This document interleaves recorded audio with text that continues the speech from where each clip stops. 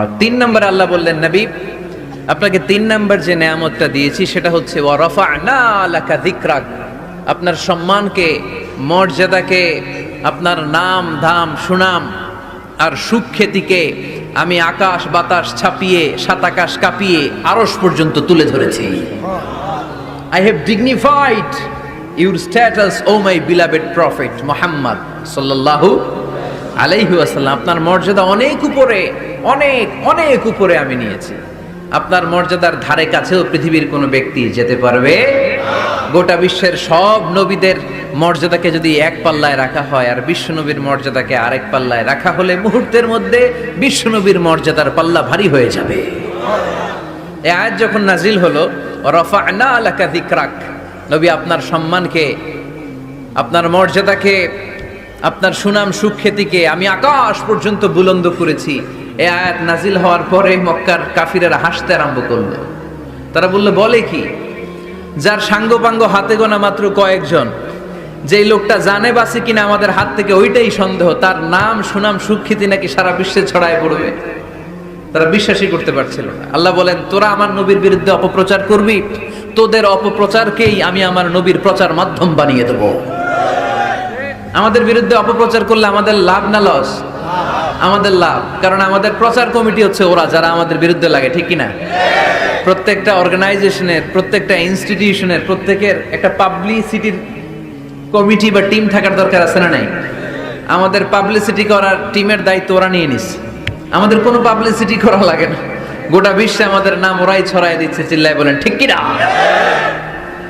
আল্লাহ বললেন, তোরা এই কথা বলিস, তোদের মাধ্যমে আমি আমার নবীর প্রচার করব। বিষ্ণু ঈসা ইসলাম মক্কায় দাওয়াত দিতে শুরু করলেন। হজের মৌসুম আসলো, গোটা বিশ্ব থেকে হাজী সাহেবরা চলে আসলো। মিনার ময়দানে সব হাজী সাহেবরা তাঁবুর ভিতরে অবস্থান নিল। আবু জাহেল বলে, এই তো সুযোগ, আমার কর্মীরা তোরা সবাই যে হাজী সাহেবদের তাঁবুর ভেতরে যে বলবি, খবরদার, গোটা বিশ্ব থেকে আসা লাখো লাখো হাজিরা হজ করতে আসছো, ভালো কথা, জমজমের পানি খাও, খেজুর খাও, জায়নামাজ কিনো, অসুবিধা নাই, কিন্তু আমাদের মক্কা শহরে একটা নতুন পাগল আসছে, তার নাম মুহাম্মদ। নাউজুবিল্লাহ পড়বেন না? নতুন পাগল এসেছে, নতুন জাদুকর, নাম কি? মুহাম্মদ সাল্লাল্লাহু আলাইহি ওয়াসাল্লাম। তোমরা হজ করতে এসেছো, হজ করো, জমজমের পানি খাও, খেজুর খাও, কিন্তু মুহাম্মাদের কাছে যেও না। তার জাদু, তার magician power, it's not a simple magic, এটা সাধারণ ম্যাজিক নয়। তার কথা শুনলে বাপ ছেলের সম্পর্ক ছিন্ন হয়ে যায়, তার কথা শুনলে মা মেয়ের সম্পর্ক সেপারেট হয়ে যায়, তার কাছে গেলে স্বামী তার স্ত্রীকে ছিন্ন করে দেয়। খবরদার, তোমরা হজ করে ডিরেক্টলি নিজ নিজ এলাকায় দেশে ফিরে যাবা, এই জাদুকরের কাছে যেও। আচ্ছা, আপনারা বুঝে শুনে উত্তর দেন। এই যে হজের মৌসুমে লক্ষ লক্ষ মানুষ হজ করতে এসে মিনার তাঁবুতে অবস্থান করতেছে, এদের একটা লোকও কি বিশ্বনবীর নাম জানতো? কথা বুঝে নাই বোধহয়। এই হাজী সাহেবরা যারা আসছিল লক্ষ লক্ষ, ওই টাইমে একজনও কি বিষ্ণু ঈসা ইসলাম, ওনার নাম যে মুহাম্মদ, এই নামটা জানতো? আবু জাহেলের এই অপপ্রচারের মাধ্যমে প্রথম জানতে পারলো, ঠিক কিনা?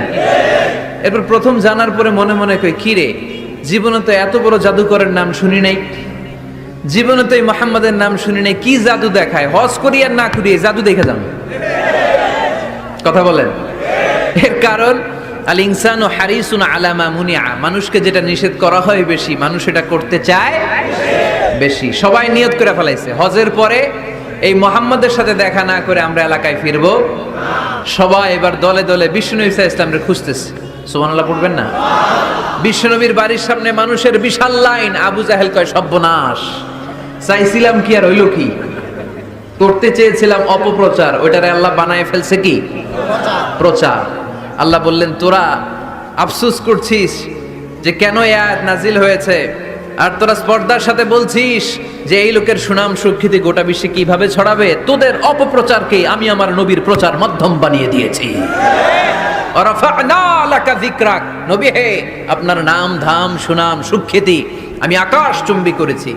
লোকজন বিশ্বনবীর সাথে দেখা করতে আসলো। দেখা করতে এসে বিশ্বনবীর নূরানি চেহারাটা দেখে সবাই পাগল হয়ে যায়। চাঁদের চেয়ে সুন্দর তুমি নবী আমার কমলিওয়ালা, চাঁদের চেয়ে সুন্দর তুমি নবী আমার কমলিওয়ালা, দু জাহানের বাদশাহ তুমি প্যারা নবী সাল্লে আলা, দু জাহানের বাদশাহ তুমি প্যারা নবী সাল্লে আলা, চাঁদের চেয়ে সুন্দর তুমি নবী আমার কমলিওয়ালা। সুবহানাল্লাহ পড়েন।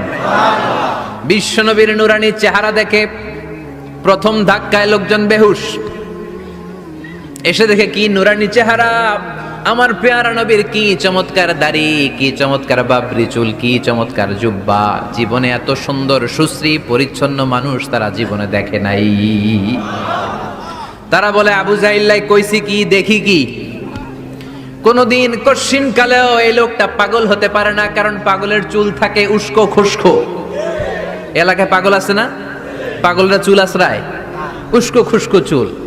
পাগলদের চুলের মধ্যে থাকে জট, জামার মধ্যে থাকে ময়লা, ছেঁড়া ফাড়া জামা পড়ে কি যেন বলে, তারা নিজেরাই জানে না। এমন কোনো কিছু মুহাম্মদের মধ্যে দেখা যায় না। আবার এই লোক কশিন কালেও জাদুকর হতে পারে না, কারণ জাদুকররা মন্ত্র পড়ে বিড়বিড় করে, ঠিক কিনা? এই লোক তো মন্ত্র পড়ে না, বিড়বিড় করে না। এমন এক কিতাব থেকে এই লোকটা আমাদেরকে কথা শোনায়, তার কথা শুনলে হৃদয়টারে ঠান্ডা করে দেয় কে? বিশ্বনবীর বিরুদ্ধে অপপ্রচারকে প্রচার মাধ্যম বানিয়ে দিল কে? আল্লাহ বললেন, নবী হে, নো টেনশন, ওয়া রাফা'না লাকা যিকরাক, I have dignified your status. আকাশ বাতাস ছাপিয়ে, সাতাকাশ কাঁপিয়ে আমার আরশ পর্যন্ত আপনার মর্যাদাকে আমি সুউচ্চ করেছি। চিল্লায় পড়েন সুবহানাল্লাহ। হাইসুমা যুকিরতু যুকিরতা মাই, হাদিসে কুদসিতে এসেছে কিভাবে আল্লাহ রাসূল সাল্লাল্লাহু আলাইহি ওয়াসাল্লামের নামকে সুউচ্চ করা হলো। আল্লাহ বলেন, নবী হাইসুমা যুকিরতু যুকিরতা মাই, যেখানেই নবী আমার নাম নেওয়া হবে, আমার পরপরই আপনার নামও নেওয়া হবে। আমরা যখন কালিমা পড়ে মুসলমান হই, কালেমার প্রথম বাক্যে ঘোষণা দেই আল্লাহ ছাড়া কোনো মাবুদ নাই, লা ইলাহা ইল্লাল্লাহ, আল্লাহর ছাড়া কোনো মাবুদ নাই, কোনো ইলাহা নাই। এই ঘোষণা যখন আমরা দিয়ে দেই, দ্বিতীয় বাক্যে পড়ি মুহাম্মাদুর রাসূলুল্লাহ। আপনি যদি শুধু পড়েন কালিমার মধ্যে লা ইলাহা ইল্লাল্লাহ, এটা হবে? তারপরে কি পড়তে হবে? তার মানে যেখানেই আমার আল্লাহর নাম, তারপরেই আমার নবীর নাম আছে না নাই? আবার যখন আমরা আজান দেই, আজানের প্রথম 4 বাক্য আল্লাহর বরত্বের ঘোষণা, তারপরের 2 বাক্য আল্লাহ যে আমাদের রব এটার সাক্ষ্য দেয়, তার পরের 2 বাক্যে বিশ্বনবীর উপর সাক্ষ্য দেয়া লাগে কি লাগে না? আবার আমরা যখন নামাজের আগে একামত দেই, নামাজের একামতেও বিশ্বনবীর নাম আছে না নাই? কথা বুঝতেছেন? আজানে বিশ্বনবীর নাম আছে না আল্লাহর পরে? কালেমার মধ্যে আল্লাহর পরে বিশ্বনবীর নাম আছে না? নামাজ শুরুর আগে একামতের আগে বিশ্বনবীর নাম আছে না নাই? আল্লাহু আকবার, আল্লাহু আকবার, আশহাদু আল্লা ইলাহা ইল্লাল্লাহ, আশহাদু আন্না মুহাম্মাদার রাসূলুল্লাহ। সুবহানাল্লাহ পড়েন। যেখানেই আমার আল্লাহর নাম, ওখানেই আমার নবীর নাম আছে না নাই? এজন্য আল্লাহ বললেন, নবী টেনশন করবেন না, রাফা'না লাকা যিকরাক, আপনার সম্মানকে আমি অনেক উঁচুতে তুলে ধরেছি। গোটা বিশ্বের আনাচে কানাচে সূর্য উঠবে, সূর্য ডুববে, কিন্তু আপনার নামের জিকির এক মুহূর্তের জন্য থামবে না। আলাম নাশরাহ লাকা সাদরাকা ওয়া ওয়াদা'না আনকা বিজরাক আল্লাযী আনকাদা যাহরাক ওয়া রাফা'না লাকা যিকরাক। সুবহানাল্লাহ বলেন।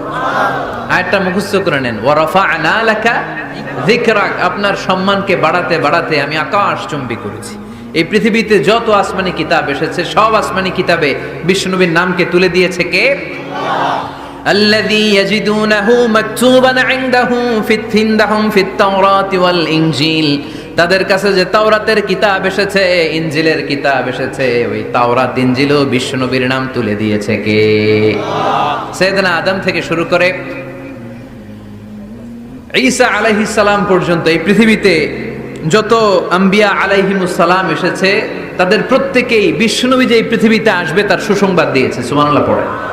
সব নবীরা বলেছে যে আমাদের সর্বশেষে এই সিলসিলাতুল আম্বিয়া, নবীদের যে চেইন, সর্বশেষ যে নবীকে আল্লাহ তাআলা এই পৃথিবীতে পাঠিয়ে আম্বিয়া আলাইহিমুসসালাম পাঠানোর ধারাবাহিকতাকে আল্লাহ তাআলা কাট অফ করবেন, স্টপ করে দিবেন, ক্লোজ করে দিবেন। ওই নবীর নাম হচ্ছে মুহাম্মদ সাল্লাল্লাহু।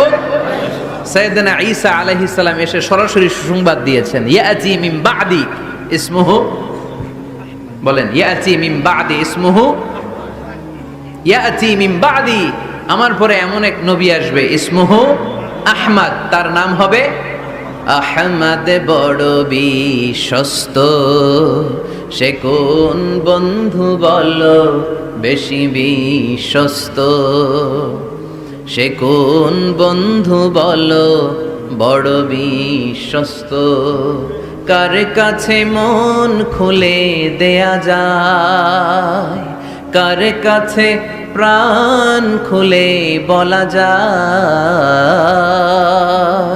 হওয়া যায় বেশি আশ্বস্ত। তার নাম আহমদ, বড় বিশ্বস্ত। সুবহানাল্লাহ পড়েন।